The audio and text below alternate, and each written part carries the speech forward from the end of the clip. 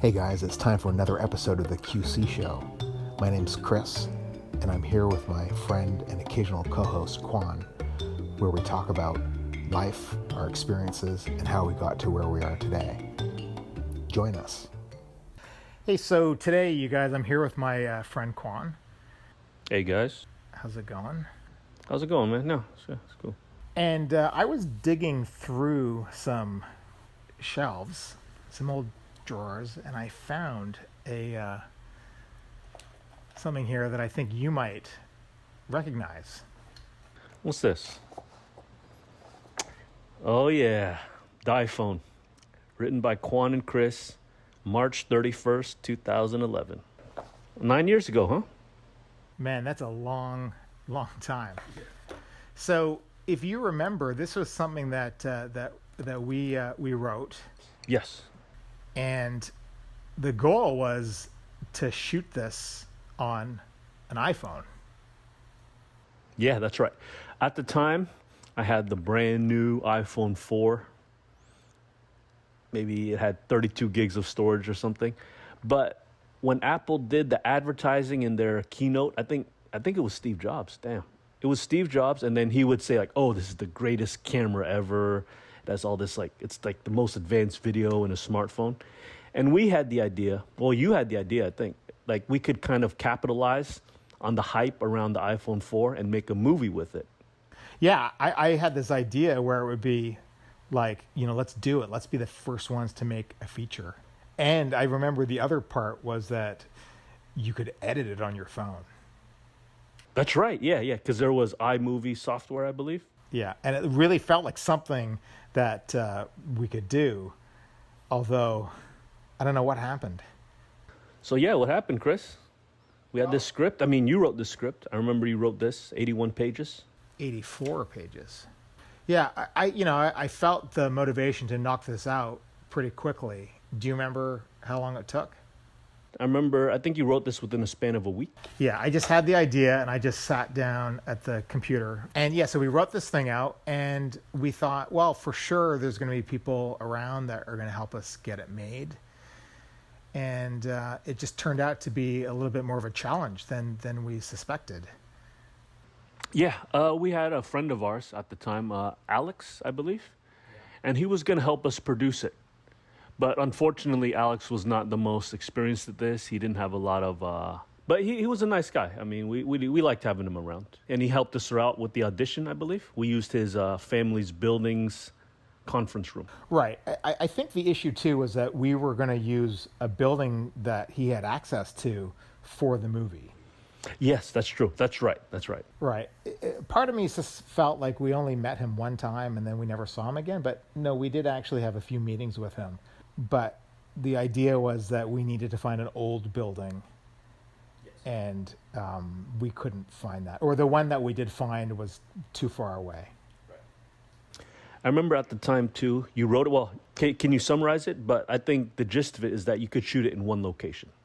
Yeah, I wrote the thing so it could be shot in one location, in the front of the building, and that's it. And it was also, I recall, written in a way that it could be shot on two phones, and it was from a POV of the phone, of the user, right? So it's actually like looking through, like a first-person shooter type game. And it was designed so that it was the easiest way to shoot with what we had available.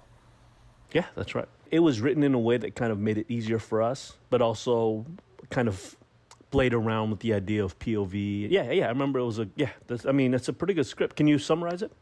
I actually don't really remember. It was a ghost story. What I do remember, which we always kind of walked or talked around, was the issue of this wall. Right, and there's a wall that was being built. I believe that these characters were in the house, and they're trying to eventually protect themselves from a ghost, and they're using the resources that are available to them. And it just so happened that this was a building that was under maybe semi-reconstruction or some sort of renovation, and there was building material. And so we had this idea that, they'll just be building this wall to protect themselves. but we never really talked about the logistics of shooting or building a wall. Like we always talked about it as if it was like a really easy thing to do, but in fact, I think that was a problem. Yeah, it would have been tough to make a good looking wall, realistic looking building Yeah.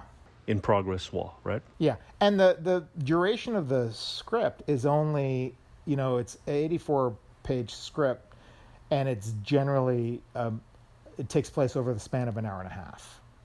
Yeah. Right, pretty much. It's like late afternoon into evening. Maybe it's a few hours, but the idea was that we're just going to shoot it, hopefully, in one or two takes, in the actual follow basically what we were shooting on the page. Yeah, like we would put it out there, send it to Steve, and count our millions. I think all on the iPhone 4. Yeah, and which Steve? Like there's two of them, right? Yeah, the one that can pay us. So I think Steve Jobs. Well, and then Steve Spielberg as well, right? Oh, good one, Chris. I didn't see that coming. Yeah, you forgot about the movie. Yeah, so it really looked like we could get something done. But ultimately, I think it fell apart when we got into casting. The problem was that we couldn't find the actors. And it was the strangest thing because it seemed to be something, at least we thought it would be quite easy, going to some schools, maybe some acting schools or some universities. But we just kept on coming up short. And so by the time we found some people, it took a while, and these were not even professional actors. And we should mention that we weren't paying anything either, right? This wasn't it wasn't a paid gig. We were just trying something out. But even the paid actors, we couldn't seem to really get hold of anybody. And so when we finally did have a table reading, it was somewhat of a motley crew. Like everybody put their, full effort, but for half the people, it was the very first time they'd ever even seen a script. So that created some challenges. Yeah, one thing about both me and Chris is that we were going to do this movie in English. And so I think that limited our range, but we still felt like there would be some people that would be interested in the exposure, right? Because how many acting opportunities can there be for, students? Students love, students need to, get their face out there. So we still thought it would be a good thing. But yeah, I remember that day too. I mean, it was a nice meeting room, but we couldn't quite get to... I think there was one girl that was pretty enthusiastic. She seemed like she would be good. But yeah, the rest of them, there were issues with English, basically. There were just English issues with them being able to speak the dialogue in a way that was realistic, that would have come off realistic when we shot. That's right. It wasn't able to represent what was on the page. And it really felt like at that moment in the room, it just, died on the vine. Yeah, that's right. Yeah, that's right. Died on the vine. Yeah. The end of the movie, it was the little twist, because it was called DiePhone, was that the one guy who survives, I don't know if you remember this part, but he survives, and he's like, oh my God, I'm so happy to survive, sort of deal. And then as he's going down the stairs, which in Taiwan, which is where we were going to shoot this, there's these old buildings with extremely steep staircases. So at the end, he makes it, he survives. And then as he's going down the staircase, he gets a message, and he checks his phone, and then he loses his balance and trips, falls down the stairs and breaks his neck. And that was the tragic ending, which is kind of how our table read ended. Yeah, but yeah.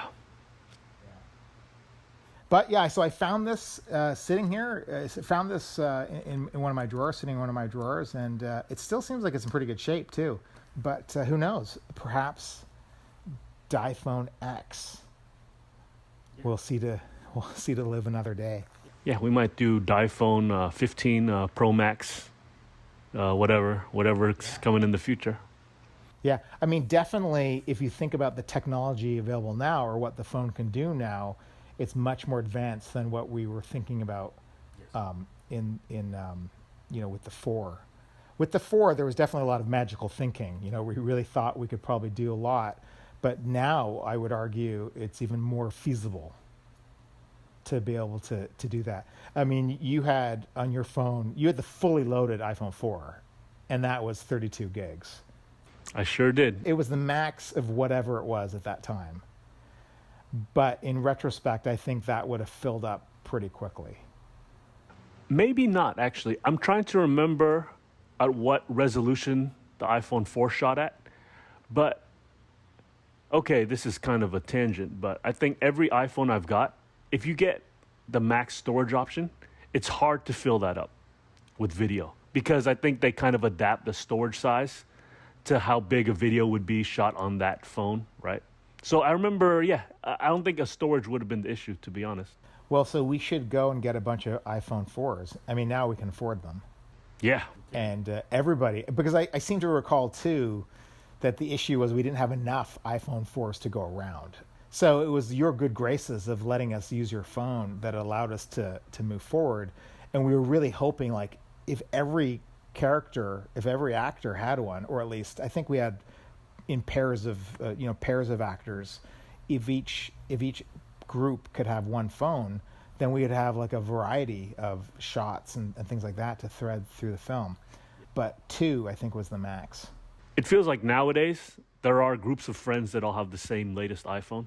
But I think at the time it wasn't that common yet. And the one before the 4 was like the 3G, was that it? It was the 3GS. So I think we were going to use some of those as well. I think I had an old one sitting around, but that probably wouldn't have been a problem. But yeah, man, we still got the script. It's still waiting on the shelf for us to pick up again someday, huh? That's right. Still 84 pages. Yep, 84 pages. Yeah, I can flesh it out a little bit. Maybe make it 90. Add another character to die off early. That's it for another episode of the QC Show. Thanks for listening. And remember, leave comments, and we'll be sure to read them and get back to you.